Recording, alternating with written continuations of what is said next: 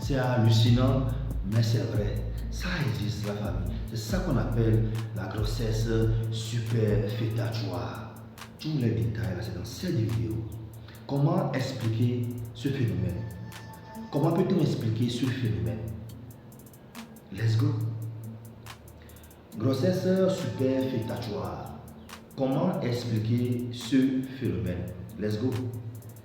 Troublante, fascinante et rarissime, les grossesses superfétatoires demeurent un mystère même pour le corps médical.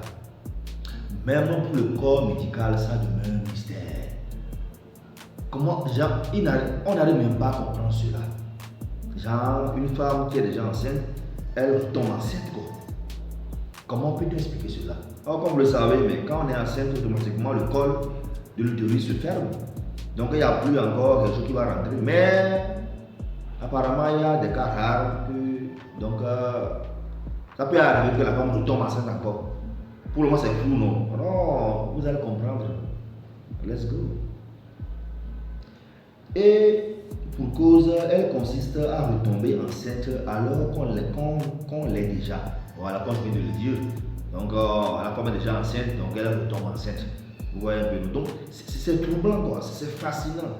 Et c'est rarissime, ma famille. Vous voyez comment c'est hallucinant. C'est un mystère. Même pour le corps médical. Let's go. À ce jour, une dizaine de cas dans le monde ont été décrits dans la littérature médicale. Ouais, donc actuellement, à ce jour dans le monde, on appelle une dizaine de cas dans le monde. Vous voyez comment c'est des cas très rares. Une dizaine actuellement enregistrés. Vous voyez un peu. Explication avec docteur Emmanuel Cohen, gynécologue obstétricienne à l'Institut mutualiste Montsouris. Explication. On continue la famille. On veut comprendre. La presse s'est parfois fait le cours de ces histoires de grossesse hors du commun. Déjà, c'est une grossesse hors du commun. La femme est déjà enceinte, elle retombe encore enceinte. La grossesse superfétatoire. En tout cas, c'est ça qu'on appelle également la superfétation seulement. Superfétation. Qu'est-ce que je dis? Comme le quotidien britannique des Sun, qui en 2021 racontait l'histoire d'une mère britannique ayant donné naissance le même jour à deux bébés conçus à 28 jours d'intervalle. Vous voyez un peu la famille?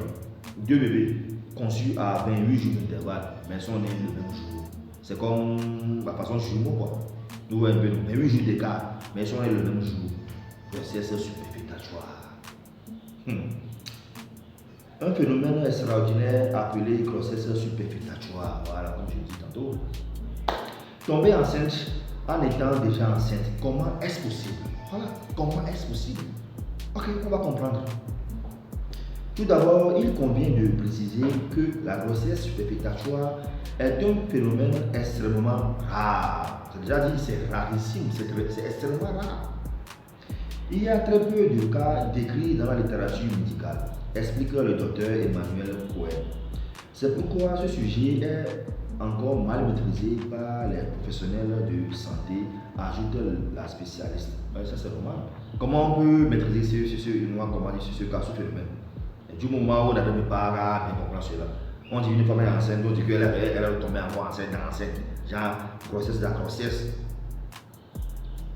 Mais quelles sont ces spécificités au juste? Voilà, c'est en quoi vraiment c'est spécifique.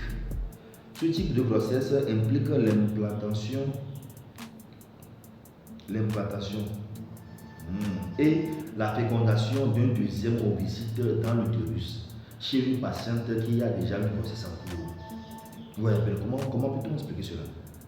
Déjà, on sait que quand une femme est enceinte, le corps de l'utérus se bloque, se ferme pour protéger, pour vraiment faire développer dans les bonnes conditions, en tout cas, la fécondation qui est déjà là, l'utérus, en tout cas, le fœtus qui est déjà là. Vous voyez un peu. Voilà, maintenant, on dit encore que dans ce cas, maintenant, un second ovocyte, donc elle est fécondée, quoi. La femme porte alors deux embryons déjà sensiblement différents. Vous voyez un peu, deux embryons sensiblement différents. Cela donne lieu à une grossesse de type gémellaire. qu'on dit bicorial bianotique, hein, c'est le terme des médecins. Ah, voilà, vous voyez un peu.